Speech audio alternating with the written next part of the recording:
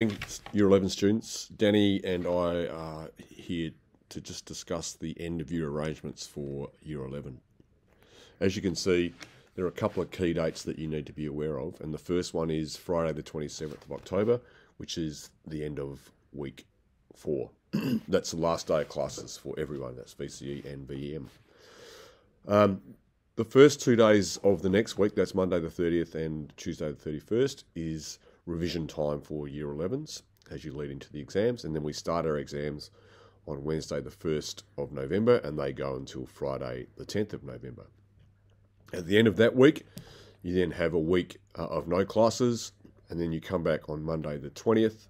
That's all students back on Monday the 20th for Step Up Week, and that is for everyone, for VCE, VCE unscored and VCE VM students. The second week of Step Up is only for scored VCE students, and that's from Monday the 27th till Friday the 1st. You will receive more information about the structure of those weeks over the next week or so. But it's important to note that's an expectation that everyone attends all Step Up sessions, because that's when our learning and teaching starts for 2024. I'll now hand over to Danny to talk about Year 11 exams. Thank you, Jamie. So the Year 11 exams, as Jamie's mentioned, will take place from Wednesday the 1st through to Friday the 10th. Please note that that does include 2 holidays. We have the CRC holiday on the Monday, and Tuesday is the races holiday. You don't get one of those in Britain, so enjoy that one, please, everyone. The idea for these exams is that this is practice for next year. The majority of you are going to be undertaking exams, and the more you can practice it, the more you can be involved in those sort of situations, the better it's going to be for you, because you'll be extra prepared. You'll see that there is a link here for the examination timetable. So if you click on that, you get brought to a spreadsheet that looks just like this, and you can see that I've noted when the long weekend is there for you. So it's between the Friday and the Wednesday, of course. Now, this first tab is just purely to line out what the examination timetable blockings look like. So there are a number of exams that are going to take place more than once, and that's just because of the way the blockings have worked out. You'll see that on the Wednesday, we'll have all of the Englishes taking place, just because there are so many classes. And on the following Wednesday, it's the same with our general maths cohort as well. And also, sorry, on that Friday, we have our methods classes all at once as well. On the second tab here, you'll see schedule, and this lists out when your exams will be taking place. So it's important that you do take note of when your exams are, looking at the class name, as you can see here on the left hand side, and just double checking the code as well. So you'll see that on sector, you'll see a code attached to your classes. So it's really important you're aware of what your code is, and obviously naturally who your teacher is. So your teacher's initials are here. For example, we have English 12A, and that is Greg Steptoe's English class. You'll see here on the right hand side your rooms. Pay careful attention to this, because there are a number of rooms being used for these exams. We do have our Year 12 exams taking place concurrently, which has meant that we're quite stretched for the number of rooms we have available for these exams. So we've had to be a little bit creative, so do pay attention to where you are being hosted for your exams. Make sure you jot these things down so you are aware of where and when you are supposed to be.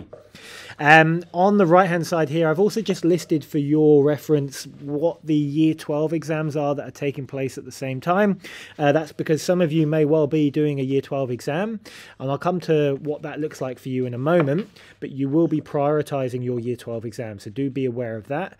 And then you just scroll through this list, and you can see that our vet classes are listed here just in yellow to make sure they stand out, and you just scroll through all the way to the bottom, checking out when your exams are. There are a couple of schedule slots available for reschedule, so the first Friday morning on the 3rd, and then the second Friday is purely exam reschedules, and that is because we know there are going to be a number of clashes with Year 12 exams, so this is to allay that and ensure that everyone has the opportunity to sit their exams. To help you with this, You are being given a scheduler. Your job with this scheduler is to jot down what your exams are and what days. Make sure you note the start time and be aware that you do need to be here before the start time. You need to be here at least 15 minutes before so you're prepared and ready to go in. And you'll see this final column is an opportunity to just make sure you haven't got a clash with a Unit 3-4 exam. You know which materials you're supposed to be taking into those specific exams, and you know where your room is. So this is just to help you plan that out. My last thing is just thinking about unscored students, so those that are opting to be unscored next year. If you are planning on keeping English scored, then you must attend that exam regardless.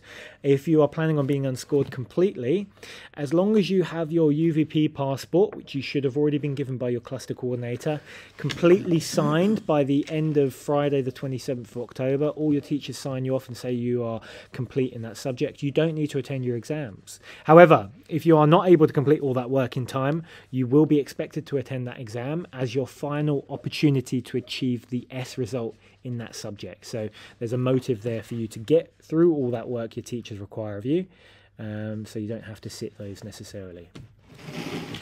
As Danny said, one of the main reasons we do these exams is to prepare you for scored assessment next year.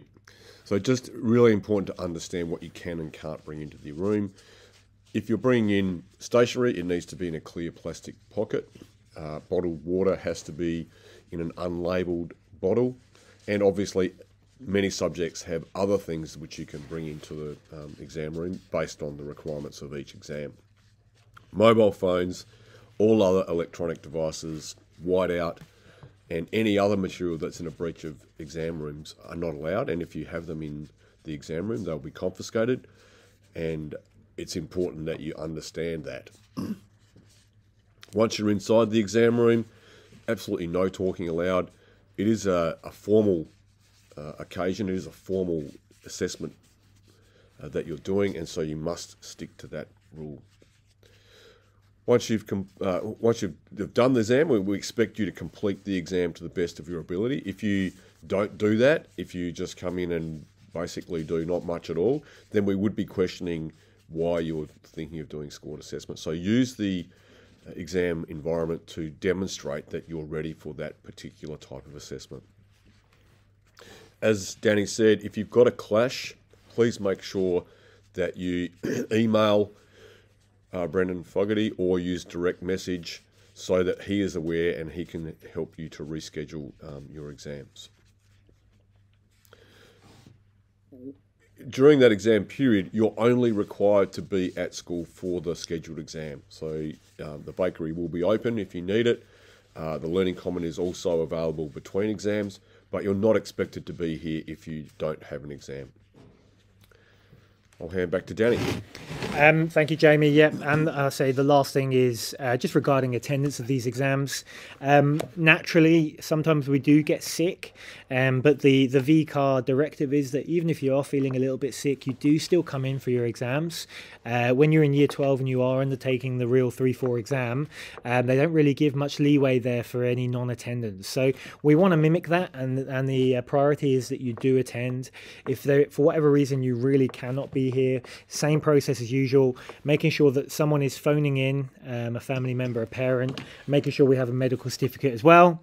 If you manage to tick both those off, then again it's a matter of messaging Brendan Fogarty, who can then help you reschedule your exams. That's it from us. So best of luck with this period. You know, enjoy it. I know that might not seem like the natural thing when it comes to exams, but these really are an opportunity to practice and prepare and do as well as possible. And then we see you back for Step Up. I'll see you then. Thank you.